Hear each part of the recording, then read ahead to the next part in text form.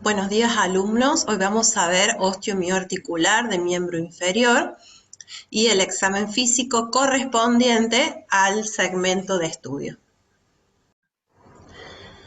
Como siempre decimos, la metodología clínica consiste de 4 pasos. El primer paso es la observación, que se divide en anamnesis y en examen físico. Recordamos que la anamnesis o interrogatorio, si está bien realizado, constituye el 50% del diagnóstico que vamos a realizar sobre el paciente. Debemos recabar los datos personales o de filiación, tener bien presente el motivo de consulta. En el caso de miembro inferior, que es el tema que vamos a estudiar el día de hoy, tenemos que ver en su totalidad al paciente, no solamente la parte que correspondería al miembro inferior, ¿sí? Tenemos que ir estudiando otras partes que pueden estar afectando al paciente, recordando que el miembro inferior recibe toda la descarga del cuerpo y tiene un papel muy importante en lo que es la estabilidad del paciente. Después lo vamos a ir relacionando con otros sistemas. A su vez, debemos recabar los antecedentes de la enfermedad actual, la anamnesis sistémica y antecedentes personales. En el transcurso de la clase vamos a ir viendo que los antecedentes personales del miembro inferior tienen que ser recabados cuidadosamente, porque podemos tener antecedentes que se pueden haber manifestado en lo que nosotros denominaríamos en la etapa postnatal. Entonces todo lo que se pueda haber manifestado ahí va a ser importante de recabar. A su vez, el examen físico, que se divide en estas 4 etapas: inspección, palpación, percusión y auscultación. Seguramente no todas van a poder ser realizadas con la rigurosidad por el segmento anatómico, pero tenemos que saber que el examen físico comprende estas 4 etapas. Vamos a poder llegar a una hipótesis, ¿sí?, que va a establecer un diagnóstico presuntivo. Haremos una comprobación de la hipótesis con métodos complementarios o test diagnósticos un poco más precisos para determinar qué puede ser lo que esté trayendo al motivo de consulta al paciente, y luego vamos a arribar a las conclusiones. Las conclusiones nos van a permitir determinar el diagnóstico definitivo del paciente, si es fisioquinésico será funcional, y el tratamiento que vayamos a instaurar en este paciente. En lo que respecta a examen físico de miembro inferior, vamos a comenzar hablando de generalidades y luego abordaremos cada segmento anatómico. En la inspección estática vamos a estudiar la configuración del miembro inferior, los diferentes ejes y segmentos anatómicos, la posible presencia de tumefacciones o tumoraciones, coloración de la piel, trofismo de la piel, masas musculares y el trofismo de esas masas musculares. En lo que respecta a la inspección dinámica del miembro inferior en las generalidades, es importante observar al paciente cuando llega a la consulta. ¿Qué movilidad tienen los miembros inferiores al pedirle, por ejemplo, que se quite la ropa para realizar el examen físico? Esta movilidad del paciente debe ser evaluado tanto con el paciente en sedestación como en decúbito dorsal o supino. Y de esta manera podremos eliminar movimientos compensatorios que pudiesen provenir de la columna. También debemos evaluar funcionalmente las diferentes articulaciones, que va a incluir la amplitud de la movilidad articular pasiva y activa en todos los ejes y planos del espacio. Y a la movilidad la vamos a expresar en grado. Esto ustedes lo saben o lo van a estudiar cuando hagan goniometría. A su vez, debemos realizar lo que es una evaluación funcional muscular. Se debe conocer la función que tiene cada músculo y así promover la función en diferentes situaciones. Primero anulando la gravedad, luego contra la gravedad, contra una resistencia moderada y contra una resistencia más fuerte que le vayamos a aplicar al paciente. La calificación, ¿sí?, que se utiliza para cuantificar la fuerza de un músculo se coloca con valores de 0 a 5. En lo que respecta a los movimientos, ¿sí?, por segmento anatómico, acá han sido tomados los de miembros inferiores en forma total. Ustedes lo tienen en el libro Argente Álvarez, pero les va a servir de guía para el transcurso de la clase. En la palpación de miembros inferiores son varios puntos que tenemos que tener en cuenta. Una son las estructuras anatómicas, y lo primero que vamos a ver son los diferentes accidentes óseos que encontramos. En estos accidentes óseos vamos a buscar la presencia de dolor ante un traumatismo, por ejemplo, que haya subido el paciente, que puede indicar ¿qué cosa? Una fractura. El dolor localizado puede ser un signo de una enfermedad de inserción, como por ejemplo una tendinitis. En las interlíneas articulares también vamos a realizar una palpación y podemos encontrar que el dolor puede traducir una patología que sea intraarticular. Con respecto a los relieves musculares, pueden estar disminuidos, como en el caso de atrofias, o soluciones de continuidad. Esto se produce, por ejemplo, cuando hay un desgarro en un músculo. Los tendones también pueden ser dolorosos y a su vez la parte nerviosa, que puede ser sintomatología nerviosa debido a diferentes compresiones. Nosotros cuando vimos columna, vimos valoración muy escuetamente de lo que era reflejos, pero podemos encontrar diferentes sintomatología de compresiones, no a nivel vertebral, sino a nivel de diferentes pasos, ¿sí?, que pueden estar obstruidos en los miembros inferiores. Con respecto al estudio de crepitaciones, pueden ser articulares, periarticulares y tendinosas. Con respecto a las articulares, generalmente van a corresponder a una destrucción del cartílago articular, como en el caso de la articulación de la cadera, que ya lo vamos a evaluar. Periarticulares nos van a indicar presencia de rotes o de frotes, de roces o de frotes anormales. Y las que tendinosas indican tenosinovitis o tenovaginitis. Ahora, también vamos a hacer una palpación de los pulsos. Ustedes ya vieron pulsos centrales, pulsos periféricos. Acá evaluaremos los pulsos periféricos de miembros inferiores, por supuesto. La presencia de posibles tumoraciones que deberá incluir este estudio, lo que es la forma, el tamaño, la coloración, la consistencia, adherencia a planos superficiales y la excursión con la contracción muscular y el deslizamiento tendinoso.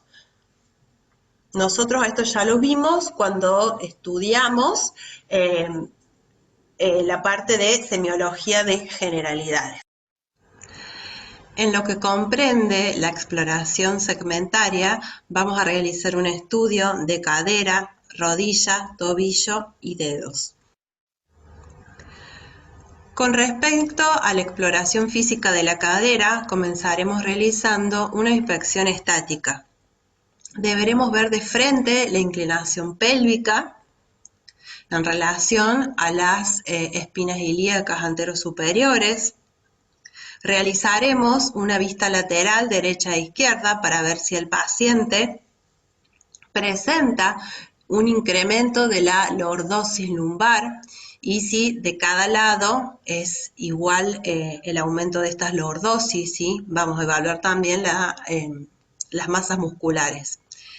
En una vista posterior vamos a evaluar escoliosis, atrofia glúteas y cicatrices que pueda presentar el paciente. Recordemos que cuando nosotros estudiamos columna, vimos los principales puntos que tenemos que tener en cuenta en un paciente con escoliosis.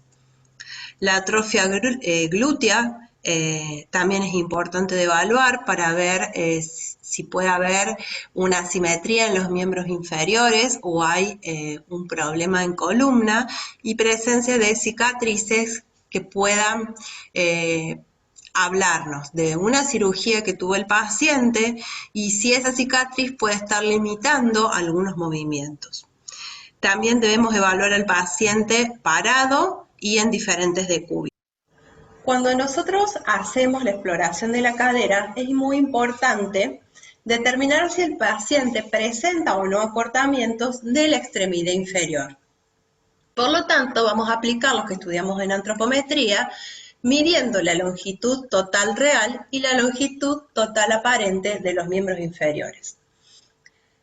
Cuando hacemos la medición de la longitud total real, nos podemos encontrar con un miembro inferior más corto que el contralateral. Y este miembro inferior más corto puede estar ubicado por un problema por encima o por debajo del trocánter mayor. Cuando nos referimos a encima del trocánter mayor, estamos hablando que nos podemos encontrar con una coxa vara, con una pérdida del cartílago articular o por un problema de una luxación en la cadera. Cuando el problema está situado por debajo del trocánter mayor, se puede ver, por ejemplo, a secuelas de fracturas, ya sea en el fémur o sea en la tibia, a trastornos del crecimiento que van a provocar que este miembro inferior sea más corto.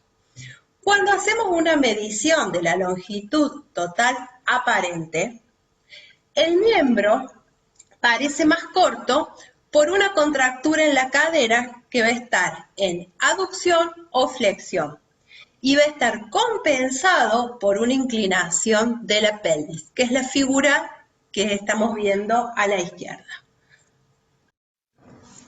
Cuando nosotros evaluamos al paciente en decúbito supino, los talones deben estar a la misma altura y la pelvis no debe estar inclinada. Pero nos podemos encontrar con que el paciente presenta un acortamiento verdadero en donde los talones se van a encontrar a diferente nivel y la pelvis no va a estar inclinada. Ahora, tenemos que realizar una comparación de la distancia que hay, poniendo nuestros pulgares sobre las espinas ilíacas anterosuperiores y el resto de los dedos en los trocánter mayores. Vamos a realizar una medición y si la distancia es menor de un lado, va a sugerir una alteración que va a estar por encima del trocánter. Si la distancia va a ser o es normal, se le va a pedir al paciente que flexione las rodillas y vamos a ubicar los talones a la misma altura. Ahí deberemos hacer una evaluación del paciente de frente y de lateral. Nos podemos encontrar con una rodilla más arriba que la otra, que nos va a traducir esto que el problema es en el largo de la tibia. Ahora, en una vista lateral nos podemos encontrar que hay una proyección de una rodilla adelante de la otra. Esto nos va a estar hablando de que un fémur es más corto que el otro. Bien, vamos a presentar el siguiente caso clínico.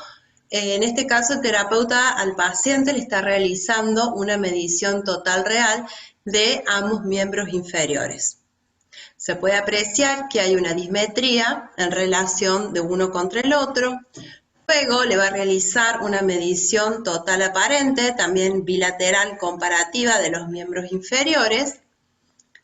Posteriormente, debido a esta alteración, el terapeuta le va a pedir al paciente que flexione las rodillas y le va a ubicar los talones a la misma altura. Y va a realizar una inspección primero anterior que nos va a estar arrojando como resultado que hay una asimetría de un lado contra el otro. En este caso nos encontramos con que el miembro inferior derecho del paciente tiene una tibia que va a ser más corta que el miembro inferior izquierdo. Ahora, al paciente lo tenemos que ver en una vista lateral. En una vista lateral observamos que una rodilla va a estar prolongada hacia anterior con respecto a la contralateral. Acá lo que nos está refiriendo la prueba es que el fémur del miembro inferior derecho es más corto que la del izquierdo.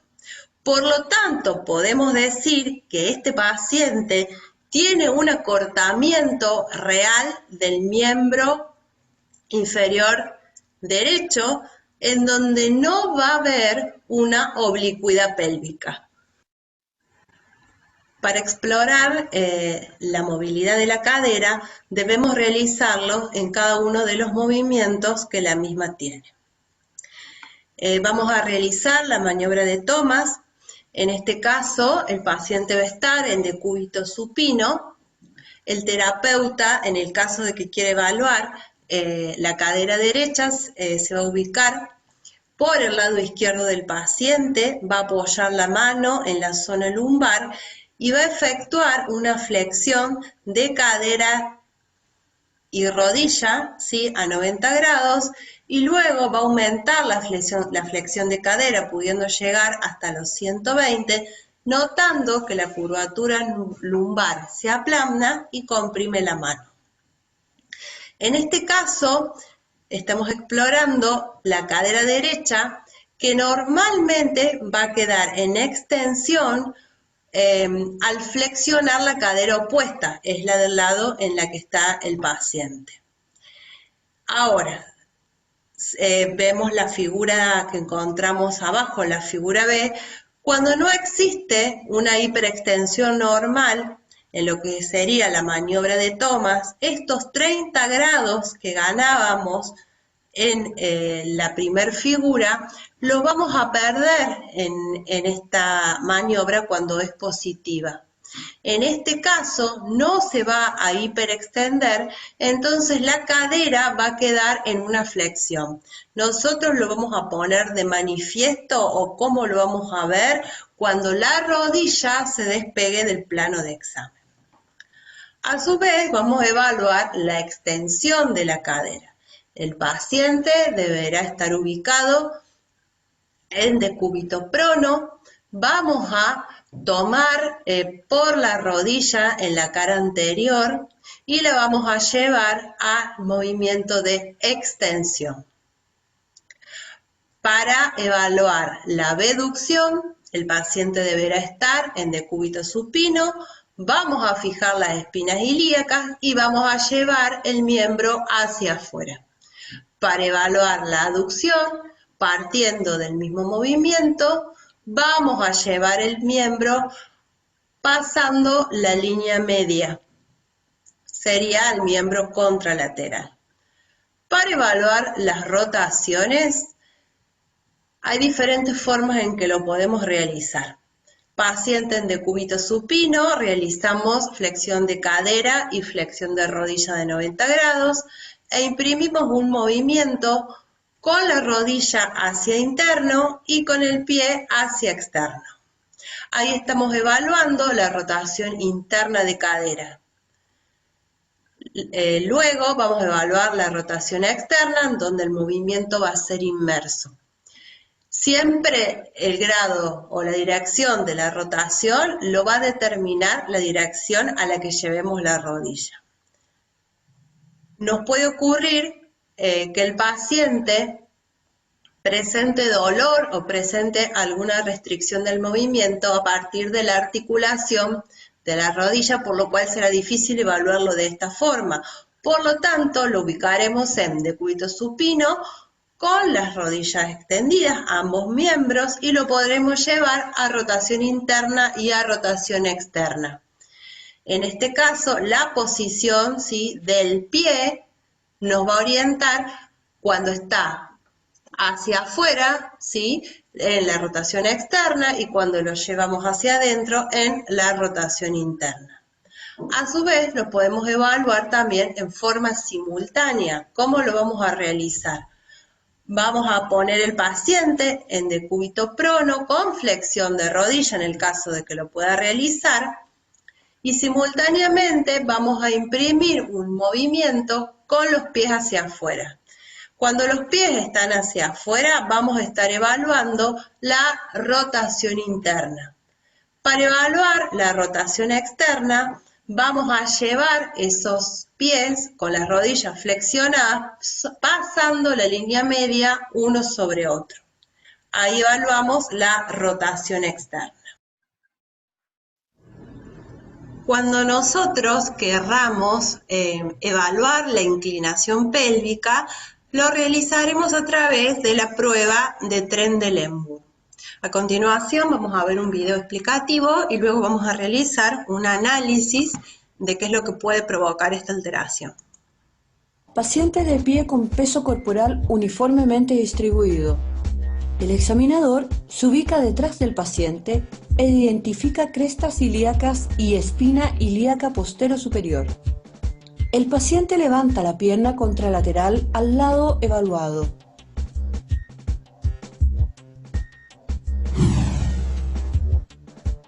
El test es positivo cuando la pelvis del lado en descarga desciende.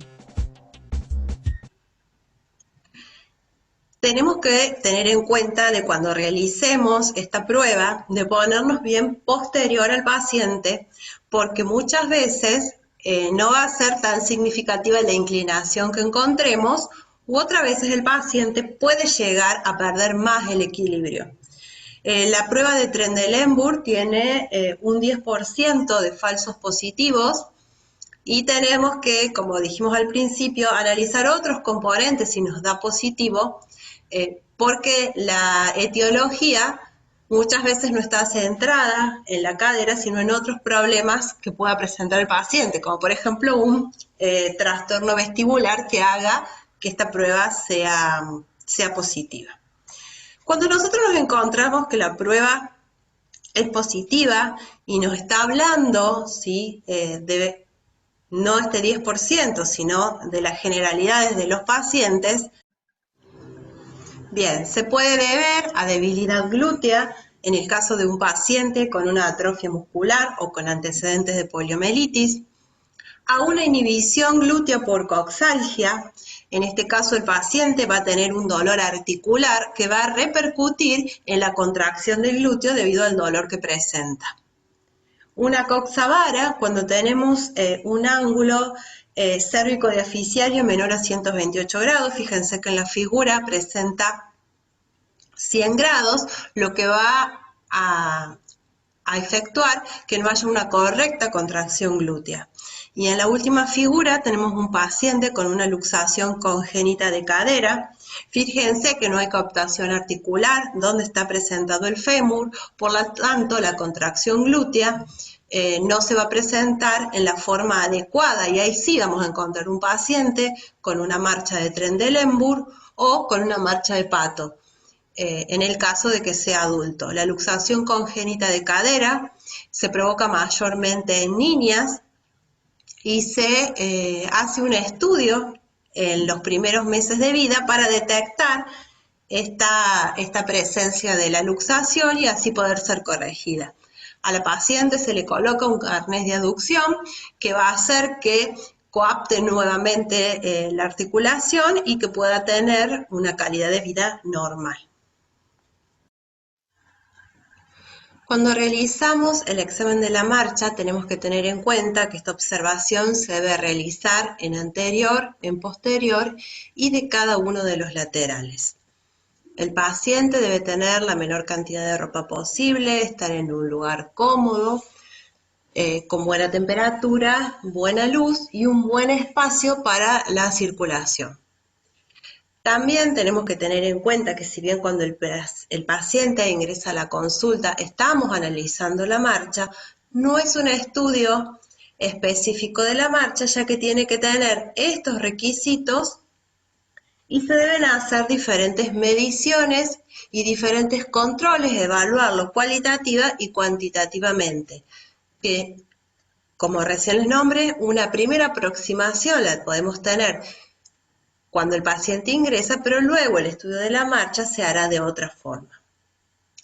En el caso que tengamos un paciente con un compromiso unilateral en la cadera, la marcha que podemos encontrar se denomina marcha de Trendelenburg.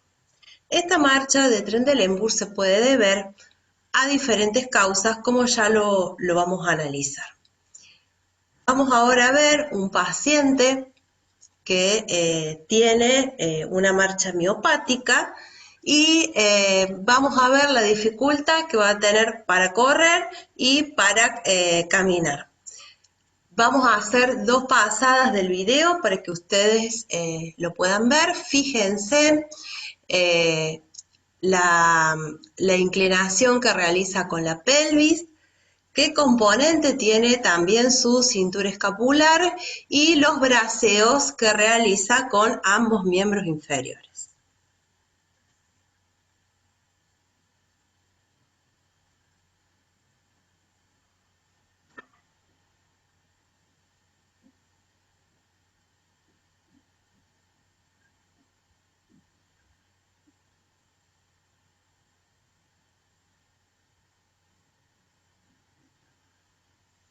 Bien, en el caso de este paciente, nosotros vemos que vamos a pasarlo de nuevo,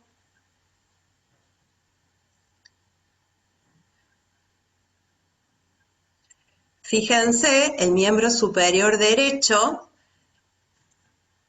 el movimiento que realiza, mientras que el miembro superior izquierdo lo lleva prácticamente un poco más rígido al lado del cuerpo.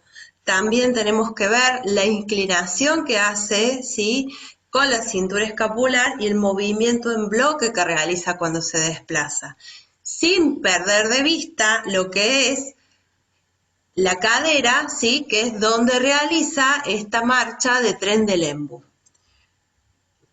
Por eso es importante realizar este estudio en cada una de las vistas. Nos faltaría acá la vista lateral.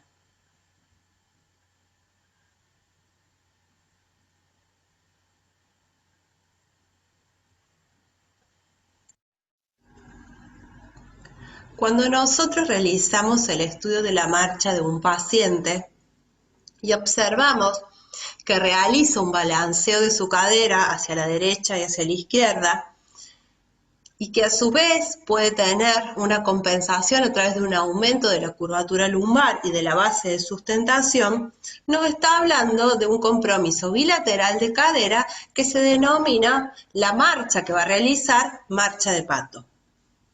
Ahora vamos a hacer el estudio del análisis de la marcha de dos pacientes. La etiología de la marcha de pato va a ser diferente en uno y otro.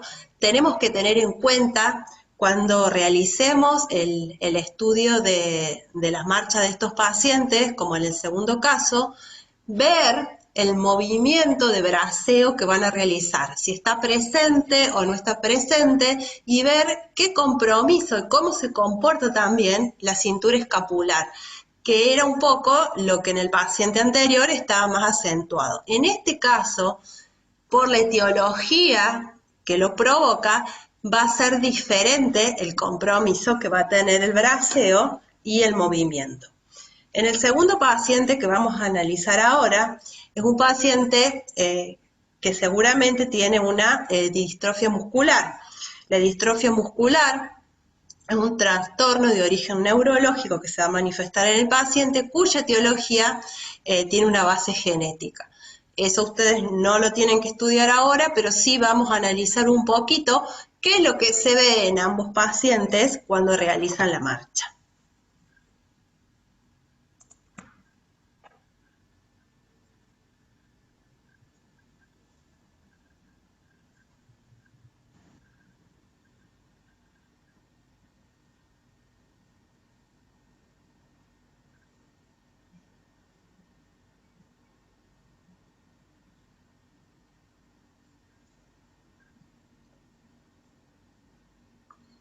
Fíjense el comportamiento de los miembros superiores. Son distintos. Casi no realiza braceo. Vemos la cintura escapular, las escápulas. Fíjense la inseguridad que tiene al realizar los pasos. Su cintura escapular va rígida. De posterior tiene un aumento, ¿sí?, del triángulo de la talla del lado derecho. Todo esto tenemos que tener en cuenta cuando realicemos un análisis de la marcha.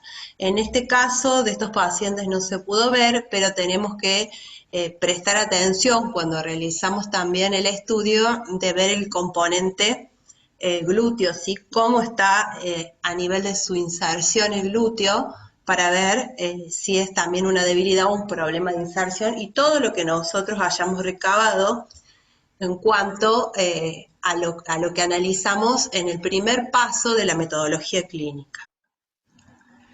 En lo referente a la palpación, primero vamos a palpar las crepitaciones que podemos encontrar en el paciente. Siempre la posición va a ser en decúbito supino y tenemos que tener en cuenta siempre el triángulo de Scarpa. El triángulo de Scarpa es muy importante por las estructuras anatómicas que va a estar constituido y por lo que va a pasar a través de él. Este triángulo va a estar limitado por arriba por el ligamento inguinal, medialmente por el primer aductor y lateralmente por el músculo sartorio. Nosotros vamos a colocar los dedos en el triángulo de Scarpa.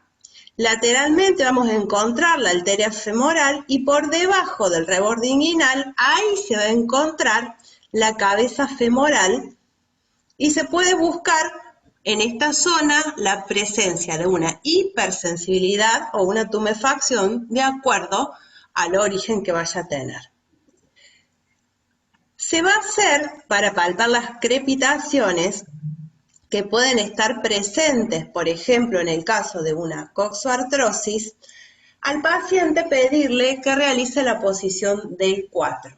Esto es, haciendo una flexión de cadera, abducción y rotación externa, apoyando el maleolo externo en la rodilla contralateral. Ahora, esto es lo que nos va a arrojar es la presencia, ¿sí?, de estas crepitaciones que vamos a encontrar. También se lo puede evaluar pidiéndole al paciente que gire la pierna en forma lateral y medial, pero la forma en que más la vamos a palpar es en la posición del 4. También lo que podemos palpar es la presencia de una bursitis trocanteria.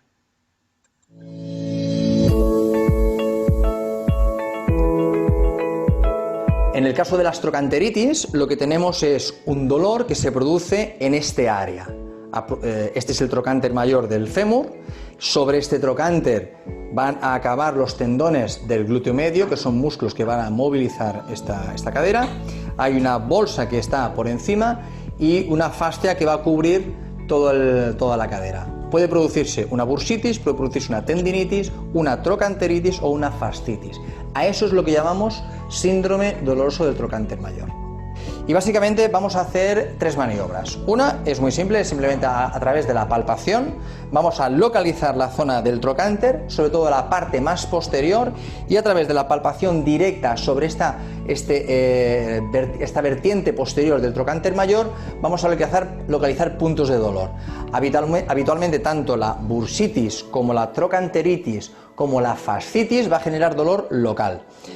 Si el paciente además presenta dolor en el recorrido lateral de su pierna, es que está generando inflamación a lo largo de la fascia lata, y eso es una de las consecuencias que produce estas trocanteritis, o lo que llamaremos el síndrome doloroso del trocánter mayor. De la misma manera que puede ir el dolor hacia distal, también puede ir hacia proximal, en el recorrido de la fascia que acaba en la cresta ilíaca. Esto es la zona del trocánter, pero aquí atrás está el ciático, que más o menos sale a partir de aquí. Este es un dolor que a veces puede producirse por contractura del piramidal e incluso dolor en mitad del glúteo mayor. Y lo que vamos a hacer es una maniobra activa. Vamos a pedir al paciente que eleve la pierna con la rodilla en extensión, vamos a hacer una cierta presión de resistencia para ver si dispara dolor localizado en la zona del trocánter. En esta misma maniobra vamos a pedirle que doble la rodilla para destensar la fascia lata y repetir esa maniobra.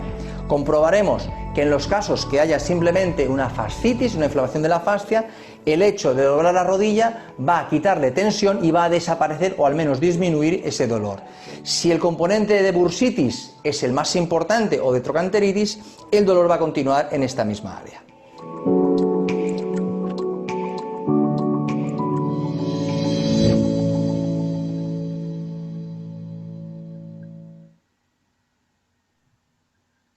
Como ustedes pueden apreciar, lo que se agrega, lo que dice el autor Argente Álvarez, es que el profesional realiza una flexión de rodilla.